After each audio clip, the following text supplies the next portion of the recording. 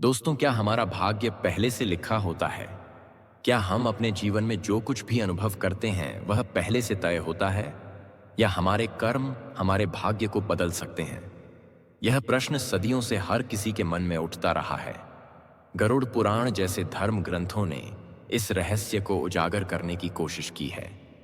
गरुड़ पुराण की उस ज्ञानवर्धक प्रस्तुति की कि मनुष्य का भाग्य कब लिखा जाता है। क्या मनुष्य भाग्य उसके जन्म से पहले लिखा जाता है या जन्म के बाद? नमस्कार दोस्तों, स्वागत है हमारे इस चैनल ज्ञान सियाराम में।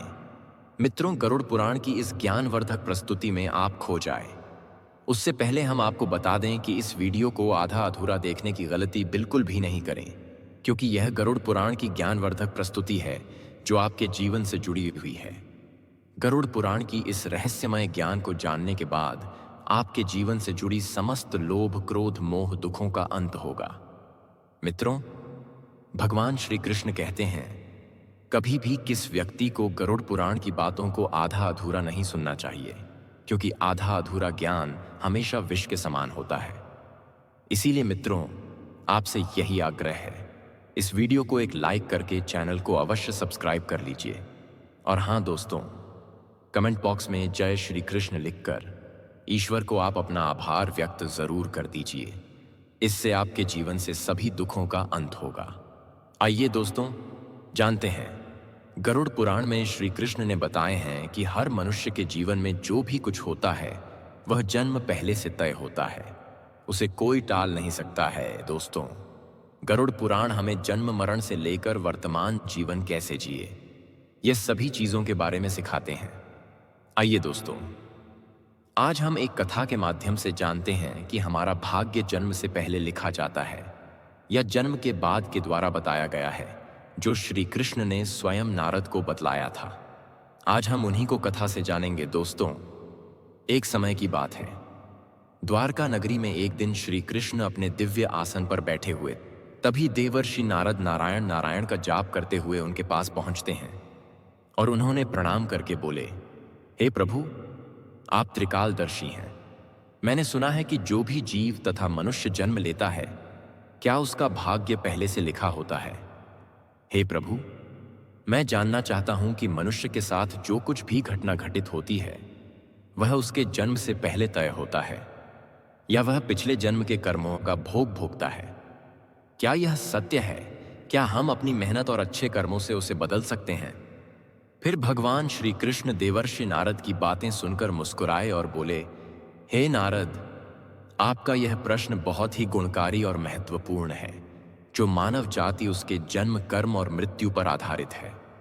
फिर कृष्ण बोले, हे नारद, मैं तुम्हें एक कथा सुनाता हूं जो न तुम्हारे इस प्रश्न का उत्तर देगी, बल्कि हर मनुष्य के लिए एक चेतावनी और प्रेरणा भी होगी। तुम इस कथा को पूरे ध्यानपूर्वक आखिरी तक सुनो। कृष्ण बोले, हे नारद, यह गरुड़ पुराण की है जो यह कथा को आधा अधूरा सुनने की गलती करता है, उस पर भारी संकट आता है, क्योंकि आधा अधूरा ज्ञान हमेशा विष के समान होता है। कृष्ण बोले, हे नारद, इस कलयुग भरी संसार में जो मनुष्य इस कथा को पूरे ध्यानपूर्वक आखिरी तक सुन लेगा और समझ लेगा, उसका इस संसार से सभी पाप, कर्म, क्रोध, मोह से मुक्ति मिलेगा। फिर नारद बोले, हे प्रभु, मैं उस कथा को पूरे ध्यानपूर्वक आखिरी तक सुनूंगा, आप उस कथा को निश्चित होकर सुनाएं। फिर श्री कृष्ण ने नारद को वह कथा सुनाते हैं। श्री कृष्ण बोले, हे नारद, प्राचीन काल में एक विशाल और समृद्ध राज्य था जिसका नाम मगधपुरी था। उस राज्य का शासक राजा वीरधर था। वह सदैव अपने राज्य के प्रजा के कल्याण के लिए काम करता था और धर्म का पालन करता था। उसे भगवान से एक संतान का आशीर्वाद चाहिए था, ताकि वह अपने राज्य का कार्यभार किसी योग्य उत्तराधिकारी को सौंप सके। फिर है, देवर्षि नारद के कहे अनुसार राजा वीरधर और उसकी पत्नी दोनों ने कई वर्षों तक तपस्या की। इससे भगवान शिव ने प्रसन्न होकर उसे संतान प्राप्त होने का वरदान दिया। फिर एक दिन भगवान शिव के आशीर्वाद से रानी गर्भवती हुई। राजा और रानी अत्यंत प्रसन्न थे, क्योंकि वे चाहते थे कि उनका पुत्र महान शासक बने और राज्य को सुख समृद्धि की ओर ले जाए। परंतु जब रानी ने पुत्र को जन्म दिया तो वह बच्चा विकलांग और शारीरिक रूप से कमजोर था। उसके शरीर की हड्डियां टूटी हुई थीं और वह शारीरिक रूप से सक्षम नहीं था। राजा वीरधर का दिल टूट गया। तब राजा वीरधर कृष्ण से मिलने का निर्णय लिया और उन्हें अपने दुखों को साझा करने के लिए वहां पहुंचे। राजा ने भगवान श्री कृष्ण से पूछा, हे प्रभु, मैंने इतनी तपस्या की, यज्ञ किए, फिर भी मेरे पुत्र का जन्म विकलांग क्यों हुआ? मैंने भगवान शिव से आशीर्वाद लिया था, लेकिन ऐसा क्यों हुआ? क्या यह मेरे भाग्य में पहले से लिखा हुआ था? फिर श्री कृष्ण मुस्कुराए और कहा, हे राजा वीरधर, तुम सही कहते हो कि तुम्हारा पुत्र विकलांग जन्मा है। क्या तुम जानते हो कि तुम्हारे पुत्र का जन्म इस प्रकार क्यों हुआ है? यह तुम्हारे द्वारा किए गए पूर्व जन्मों के कर्मों का फल है। यह तुम्हारे पिछले जन्म के कर्मों का परिणाम है जो तुम्हारे भाग्य में लिखा हुआ था। लेकिन इसका कारण यह नहीं है कि तुम्हारा भाग्य पहले से निर्धारित था। यह घटना तुम्हारे और तुम्हारे पुत्र के कर्मों का फल है जो उसके पिछले जन्मों से जुड़ा हुआ है। राजा वीरधर ने आश्चर्यचकित होते हुए पूछा, हे प्रभु, क्या भाग्य वास्तव में पहले से लिखा होता है? भगवान श्री कृष्ण ने कहा, जन्म, मृत्यु और जीवन के उतार चढ़ाव पहले से निर्धारित होते हैं, लेकिन हम जो कर्म करते हैं वह हमारे भाग्य को बदल सकते हैं। जिस दिन तुम्हारे बेटे का जन्म हुआ उस दिन तुमने एक विशेष संतान का वरदान प्राप्त किया था, लेकिन उस संतान को चुनौतियां मिलना जरूरी था ताकि वह अपने जीवन में धैर्य, साहस और पराक्रम को विकसित कर सके। लेकिन उसका भविष्य केवल उस समय के कर्मों से नहीं होता है, बल्कि यह तुम्हारे पिछले जन्मों के कर्मों का परिणाम है। भगवान श्री कृष्ण ने राजा वीरधर से कहा, हे राजन, भाग्य और कर्म में बहुत गहरा संबंध है। हमारे कर्म ही हमारे भाग्य का निर्माण करते हैं। यही कारण है कि हमें जीवन में अपने कर्मों को सदैव धर्म और सत्य के मार्ग पर रखना चाहिए। भगवान श्री कृष्ण ने कहा, हे राजन, जो कुछ भी तुम्हारे जीवन में घटित होता है वह तुम्हारे पिछले जन्म के कर्मों का परिणाम है। यदि तुम्हारा पुत्र विकलांग जन्मा है तो यह उसकी आत्मा के पिछले जन्म के कर्मों का फल है। जब तुम एक पुण्य आत्मा के रूप में जन्म लेते हो तो तुम्हारे जीवन में कठिनाइयां और संघर्ष जरूर होंगे, क्योंकि इस दुनिया में हर आत्मा को कुछ ना कुछ कष्ट भोगना पड़ता है ताकि वह अपने पिछले कर्मों को समाप्त कर सके। लेकिन याद रखो, तुम्हारे पुत्र के जीवन में जो कठिनाई है वह उसकी परीक्षा है। यदि वह धैर्य और साहस से इन कठिनाइयों का सामना करता है तो वह अपने भाग्य को बदल सकता है। एक दिन वह वही कार्य करेगा जिसकी कल्पना तुमने अपने जीवन में की थी। फिर राजा वीरधर कृष्ण ने उत्तर दिया, बिल्कुल, तुम दोनों ही अपने भाग्य को बदल सकते हो। तुम्हारे पुत्र के जन्म के समय जो विकलांगता थी वह उसके कर्मों का फल था, लेकिन उसका भविष्य तुम्हारे अच्छे कर्मों पर निर्भर करता है। यदि तुम उसे साहस, धैर्य और आत्मविश्वास से भर दोगे तो वह अपने भाग्य को बदल सकता है। तुम्हारे अच्छे कर्मों के परिणाम स्वरूप वह एक दिन महान बनेगा और राज्य का भार संभालने में सक्षम होगा। फिर भगवान श्री कृष्ण ने आगे कहा, हे राजन, भाग्य चक्र के समान है जो कर्मों के आधार पर घूमता रहता है। जब तुम अच्छे कर्म करते हो तो तुम अपने भाग्य को सुखमय बना सकते हो। फिर आगे राजा वीरधर श्री कृष्ण से कहा, क्या भाग्य निश्चित रूप से पिछले कर्मों से जुड़ा होता है? भगवान श्री कृष्ण बोले, हाँ, लेकिन उसे बदलने की शक्ति तुम्हारे हाथों में है। यदि तुम अच्छे कर्म करते हो तो वह तुम्हारे भाग्य को भी सुधार सकते हो। साथ ही भक्ति, साधना और सेवा से भाग्य बदला जा सकता है। भगवान की भक्ति से ईश्वर को प्रसन्न करके हम अपने भाग्य को बदल सकते हैं। अगर तुम अपने पुत्र को साहस और आत्मविश्वास से जीवन के संघर्षों का सामना करने की शिक्षा दोगे तो वह अपने भाग्य को बदल सकता है। राजा वीरधर ने भगवान श्री कृष्ण की बातों को पूरी तरह से आत्मसात किया और अपने पुत्र को शिक्षा देने का संकल्प लिया। उसने अपने पुत्र को कठिनाइयों के बावजूद साहस और विश्वास के साथ जीवन जीने की प्रेरणा दी। समय के साथ उस विकलांग पुत्र ने अपनी आत्मविश्वास और कठिनाई से लड़ते हुए समाज में महत्वपूर्ण स्थान प्राप्त किया। उसकी संघर्षशीलता और साहस ने राज्य में उसका सम्मान बढ़ाया। कृष्ण बोले, हे देवर्षि नारद, तुम यह समझो कि भाग्य एक निरंतर प्रक्रिया है जो कर्मों के आधार पर बदलता रहता है। जो लोग जीवन में अपने कर्मों को सुधारते हैं और भगवान की शरण में जाते हैं, उनका भाग्य भी बदलता है। यह केवल कर्म ही नहीं है, बल्कि यह जीवन के संघर्षों और कर्मों का परिणाम है। मित्रों, फिर श्री कृष्ण ने देवर्षि नारद से कहा, यह कथा हमें यह सिखाती है कि जीवन में जो कुछ भी घटित होता है वह हमारे पिछले कर्मों का फल है। भाग्य और कर्म का कोई निश्चित प्रारूप नहीं है। हमारा कर्म हमारा भाग्य को बदल सकता है। गरुड़ पुराण हमें सिखाते हैं, यदि हम अच्छे कर्म करते हैं और सत्य की राह पर चलते हैं और ईश्वर का ध्यान करते हैं तो हम अपने जीवन की दिशा बदल सकते हैं। फिर श्री कृष्ण ने देवर्षि नारद से कहा, हे नारद, यह संसार कर्मों का दर्पण है। जो जैसा कर्म करेगा वह वैसा फल भोगे। मनुष्य को यह ध्यान रखना चाहिए कि माता पिता की सेवा, दूसरे की सहायता और ईश्वर का ध्यान ही सबसे बड़ा धर्म है। जो मनुष्य अपने पिछले जन्म में किसी के साथ पाप किया है, किसी को कष्ट दिया है, उसे न केवल नरक में भयानक यातना मिलती, बल्कि वह जन्म जन्मांतर तक उसे भोगता है। लेकिन जो अपना कर्म सुधारता है वह इस चक्र से मुक्त हो सकता है, क्योंकि यह संसार एक अवसर है। कर्म, धर्म, सेवा, सत्य ही मनुष्य का जीवन है। मनुष्य को यह समझना चाहिए कि मृत्यु के बाद ही उसके अच्छे कर्म ही साथ जाते हैं। दोस्तों, यह कथा हमें यह सिखाती है कि हमारे भाग्य पिछले कर्मों का फल है। हर पाप का दंड, हर पुण्य का फल निश्चित होता है। हे मनुष्य, तुम अपने कर्मों पर ध्यान दो। स्वार्थ, पाप और अहंकार को त्यागो। धर्म, सत्य और सेवा को अपनाओ, क्योंकि यही जीवन का सबसे भरा सत्य मार्ग है। भगवान श्री कृष्ण ने इस प्रकार देवर्षि नारद को गरुड़ पुराण के रहस्य को बताया। दोस्तों, भाग्य निश्चित रूप से जन्म से पहले लिखा जाता है, लेकिन हम अपने जीवन के संघर्ष, सत्य, कर्म, धर्म और ईश्वर की भक्ति से हम अपने भाग्य को बदल सकते हैं। गरुड़ पुराण में भाग्य का लेखा जोखा और कर्मों के बारे में उल्लेख मिलता है। पर दोस्तों, मनुष्य अपने कर्मों, संघर्ष और ईश्वर की भक्ति से हम अपने जीवन को बदल सकते हैं।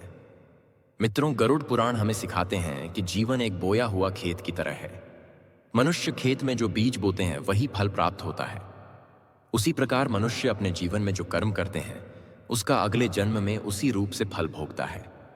इसीलिए दोस्तों, गरुड़ पुराण में भगवान श्री कृष्ण कहते हैं कि जब मनुष्य का जन्म होता है तो उसके पिछले कर्मों के आधार पर उसका भाग्य उसके जन्म से पहले लिखा जाता है, और उस मनुष्य के साथ वही होता है जो उसके जन्म से पहले उसके भाग्य में लिखा हुआ है, जिसे कोई टाल नहीं सकता है। परंतु सत्य, धर्म और सेवा से ईश्वर को प्रसन्न कर हम अपने भाग्य को बदल सकते हैं।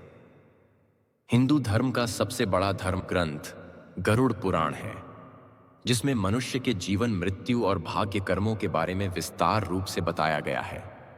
यह पुराण हिंदू धर्म के 18 महापुराण में से एक है, और इस पुराण में जन्म, मरण से पुनर्जन्म, कर्म और आत्मा के मार्ग के बारे में पूरे विस्तार से बताया गया है। दोस्तों, गरुड़ पुराण के अनुसार मनुष्य का भाग्य उसके पिछले जन्म के कर्मों निर्भर करता है। गरुड़ पुराण, जो विष्णु पुराणों के प्रमुख ग्रंथ में से एक है, यह पुराण जीवन के रहस्यों और मानव के कर्म फल के बारे में बताया गया है। गरुड़ पुराण में श्री कृष्ण को साक्षात भगवान विष्णु के अवतार माने जाते हैं। दोस्तों, गरुड़ पुराण में श्री कृष्ण कहते हैं, मनुष्य अपने जीवन में अच्छे कर्म और सत्य मार्ग पर चलकर ईश्वर को प्रसन्न कर अपने भाग्य में होने वाली घटना से बच सकते हैं और आने वाले भाग्य को हम बदल सकते हैं। मित्र, गरुड़ पुराण में श्री कृष्ण ने मनुष्य को जीवन जीने के लिए 3 मुख्य उपदेश दिए हैं, जिन पर चलकर हम अपने भाग्य के कर्मों को बदल सकते हैं। दोस्तों, आप इस वीडियो को अंत तक जरूर देखिए, क्योंकि यह सारी जानकारी गरुड़ पुराण के द्वारा बताया गया है। इस वीडियो को बीच में छोड़कर जाने की गलती बिल्कुल भी नहीं करें, इसलिए इस ज्ञानवर्धक प्रस्तुति को अंत तक जरूर देखिए। आइए जानते हैं नंबर 1, अपने धर्म का पालन करना। मनुष्य का जन्म किसी खास उद्देश्य के लिए होता है। जो मनुष्य अपने पिछले जन्म में जो पाप किया है वह इस जन्म में भी उस पाप का भोग भोगता है, क्योंकि मनुष्य के जन्म से पहले उसका जन्म से मरण तक का भाग्य पहले तय होता है। इसलिए दोस्तों, गरुड़ पुराण में श्री कृष्ण ने बताया है, मनुष्य को हमेशा धर्म, सत्य का पालन करना चाहिए। इससे हमारे पिछले जन्म के पाप से बच सकते हैं। ईश्वर की भक्ति से हम अपने जीवन बदल सकते हैं। हम सभी ऊंचाई तक पहुंच सकते हैं। दोस्तों, यह जीवन एक अनमोल उपहार है। आप इसे व्यर्थ ना जाने दें। सही कर्म और धर्म का पालन से हम अपने जीवन को अगले जन्म में होने वाले घटना से बच सकते। यह ना केवल आपके लिए है, बल्कि इस पूरे समाज और दुनिया के आप प्रेरणा का स्रोत बन सकते हैं। नंबर 2, माता पिता की सेवा और आदर करना। दोस्तों, गरुड़ पुराण में श्री कृष्ण कहते हैं कि मनुष्य को हमेशा अपने माता पिता की सेवा करनी चाहिए, क्योंकि माता पिता के ही चरणों से तीनों लोक का स्वर्ग है। जो लोग माता पिता को नहीं मानते और ना ही उनका आदर करते हैं, वह ना केवल नरक में भयानक यातना भोगते हैं, बल्कि अगले जन्म में भी भारी संकट भोगना पड़ता है। और उस मनुष्य को अपने पाप का परिणाम जन्म जन्मांतर तक उस कर्म का भोग को भोगता रहता है। नंबर 3, अहंकार। दोस्तों, अहंकार गरुड़ पुराण में श्री कृष्ण ने बताया है, मनुष्य का सबसे बड़ा शत्रु उसका अहंकार होता है, जो मनुष्य को अपने कर्मों से दूर कर देता है। जिस मनुष्य के मन में अहंकार प्रवेश कर लेता है, वह मनुष्य अपने जीवन को उस ओर लेकर चला जाता है जहां उसे संकट के सिवा कुछ और नहीं मिल पाता है। उस व्यक्ति को न केवल नरक में भयानक यातना भोगनी पड़ती है, बल्कि वह व्यक्ति अपने आने वाले भाग्य को भी नरक की ओर ले जाता है। इसीलिए मनुष्य को हमेशा सत्य, धर्म और प्रेम की भावना रखनी चाहिए। इससे वर्तमान जीवन और आने वाले भाग्य हमेशा खुशहाल रहे। मित्रों, गरुड़ पुराण हमें सिखाता है, यह जीवन हमारे कर्मों का फल है। यह ग्रंथ हमें यह समझने की प्रेरणा देता है, अपने जीवन से धर्म, सत्य, परोपकार का पालन करना ही सबसे बड़ा कर्तव्य है। आत्मा की मुक्ति और अगले जन्म, उच्च योनि प्राप्त करने के लिए मनुष्य को अपने कर्मों को ध्यान रखना चाहिए। दोस्तों, गरुड़ पुराण हिंदू धर्म के महान ग्रंथों में से एक, यही हमारे जीवन को सही दिशा में चलने का ज्ञान देता है, जो हमें यह सिखाता है कि मनुष्य का भाग्य उसके कर्मों और ईश्वर की इच्छा का परिणाम होता है। यह ग्रंथ केवल जीवन और मृत्यु के रहस्यों के बारे में बतलाता है, बल्कि यह भी समझाता है कि मनुष्य अपने जीवन को किस प्रकार सही दिशा में ले जा सकता है। गरुड़ पुराण में मनुष्य के जन्म मरण से लेकर वर्तमान जीवन कैसे जिए, इन सभी चीजों के बारे में विस्तार से वर्णन किया गया है। मनुष्य के जीवन से लेकर के मृत्यु तक की सारी जानकारी इस धर्म ग्रंथ गरुड़ पुराण में बताया गया है। मनुष्य जीवन में जो कुछ घटित होता है, वह हमारे पिछले जन्म का फल है। दोस्तों, गरुड़ पुराण हमें यह सिखाता है कि भाग्य केवल कर्मों का फल है। भले ही भाग्य जन्म पहले से लिखा हो, पर हम अपनी कर्म से इसे बदल सकते हैं। मित्रों, जीवन एक दुर्लभ अवसर है, जिसे सही दिशा में ले जाकर हम आत्मा को मोक्ष की ओर अग्रसर कर सकते हैं। धन्यवाद दोस्तों। गरुड़ पुराण के द्वारा सभी बतलाए गए बातों को अवश्य ध्यान में रखें और सत्य की राह पर चलें। इससे आने वाले जीवन अत्यंत सुखद हो। और भाग्य और कर्म एक ही सिक्के के दो पहलू हैं। अवसर हमें मिलता है, लेकिन उसे सही दिशा में ले जाना हमारे कर्मों पर निर्भर करता है। दोस्तों, अपने कर्मों को सही दिशा दो, क्योंकि भाग्य अवसर देता है, लेकिन सफलता तुम्हारी मेहनत पर निर्भर करती है। अगर आपको यह वीडियो पसंद आई हो तो वीडियो को लाइक करें, कमेंट में राधे राधे लिखें और इसे अपने दोस्तों के साथ शेयर करें। ऐसे ही और भी प्रेरणादायक कथाओं के लिए हमारे चैनल ज्ञान सियाराम को सब्सक्राइब करें। धन्यवाद। जय श्री कृष्णा।